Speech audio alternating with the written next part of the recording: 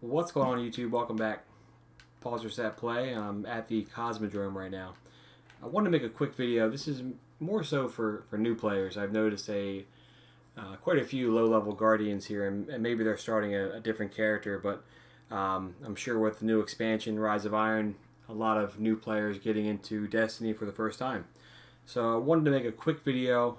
This will be a series of videos I'm going to do just on some basic tips, tricks, and other ways you can kind of give yourself a better chance of either leveling up or getting materials or you name it. So the purpose of this video right now is looking at how do I increase my motes of light and how do I increase the materials that I have. So right now I'm at the Cosmodrome. Of course, spinmetal is popular here, and sure, you can run around and grab the materials that do spawn up.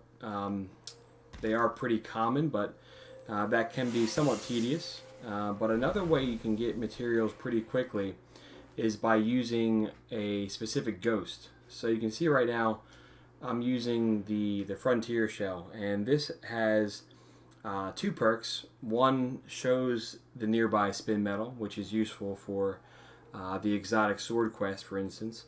But the more useful one is this one, and that's the spin metal extractor. So basically, whenever you run over an engram, it's going to give you between 1 and 3 spin metal. So I have a couple over here sitting down. So that one gave me 2. This one gave me 1, and I think I have another one somewhere over here. And you'll notice here, it does vary. Like I said, I've seen up to 3 that pop down. But you're really gonna get your spin metal count up way high when you start using that ghost.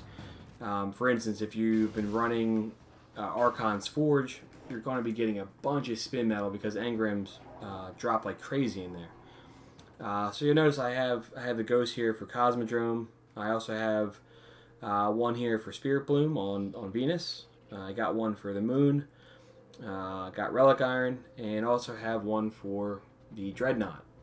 So this way, wherever I go, I have a ghost that's going to allow me to pick up a lot more materials for that area.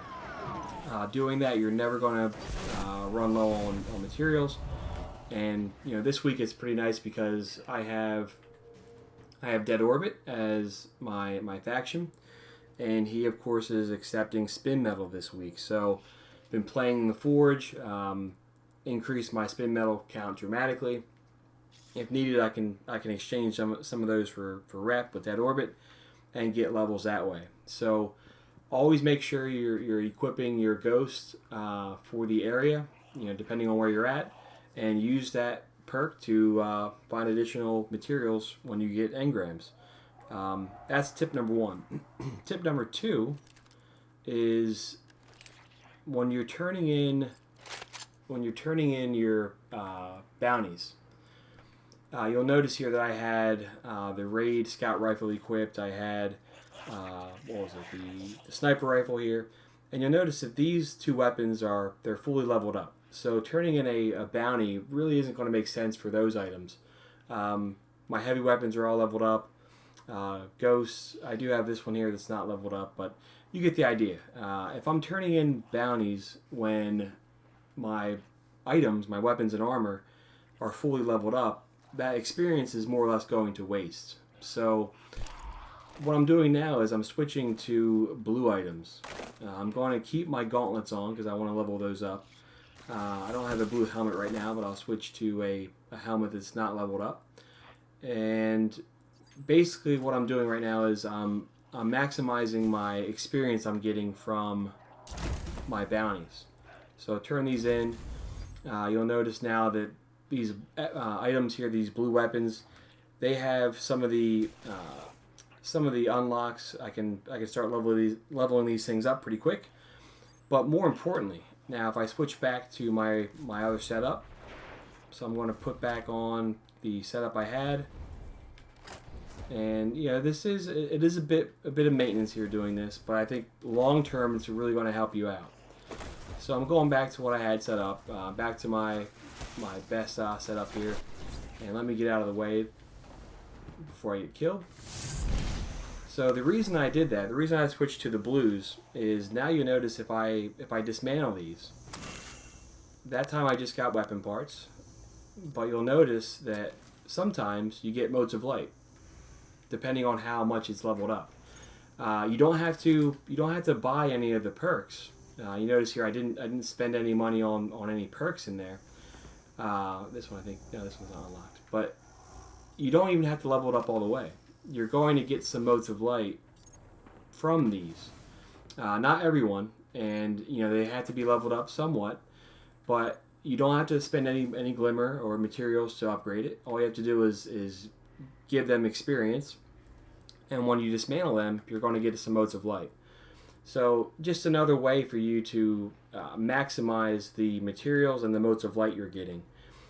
So if you have all your gear leveled up, and you want to make sure you're getting as many motes of light as you can, when you're turning bounties in, switch over to blue items. It doesn't work for greens, it only works for blue. Switch over to blue, turn the bounties in, get them leveled up somewhat. It's going to take 2 or 3 bounties to do that, and then dismantle them, and you'll get a couple motes of light for your trouble. So it takes a bit of work to do that, switching back and forth, but long term you're going to get a lot more motes of light than if you don't do that. So those are the first 2 tips. I'll be making more of these videos. Again, this is more geared towards newer players, but I'm sure some veteran players will appreciate some of these tips as well.